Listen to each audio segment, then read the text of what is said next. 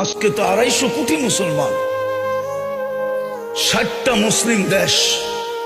যে সময় 313 জন ছিল ওই সময় তো এই দুরবস্থা ছিল না। আজকে 250 কোটির যে দুরবস্থা, মুসলমানের কোন দেশ ছিল না তখনও তো এই দুরবস্থা ছিল না। আজকে তো 60টা মুসলিম দেশ।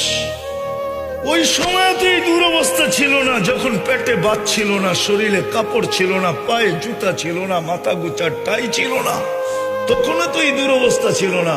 আজকে তো মুসলমানের চেয়ে খায় না কেউ, বেশি খায় না। দুনিয়ার কেউ মুসলমানের চেয়ে বেশি আইটেম চিনেও না, খায়ও না। এই জন্যই তো আজকে দুরবস্থা। নাইলে আমার যুগ বিয়োগে তো মিলে না। আপনাদের মিলে কিনা জানি না। আমি 14 বছর আগে ফিলিস্তিন দেখছি, 14 বছর আগে।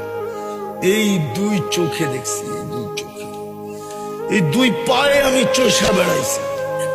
এই জন্য আমার ভিতর চোখ বিয়োগ মিলে না যে ফিলিস্তিন মাটির সাথে মিশে কি করা, ওইখানে বোম ফাটে কি করা, ইরাক মাটির সাথে মিশলো কি করা, ওইখানে বোম ফাটলো কি করা। ফিলিস্তিনে তো ইব্রাহিম খলিল ঘুমাইতেছে ওয়াদিয়ে খলিলে, আরেকদিকে যদি তাকাই তো মুসা আলাইহিস সালাম ঘুমাইতেছে কসিবে আকমারে। মধ্যখানে তো দেখি 70 জন নবীর কবর চিহ্নিত।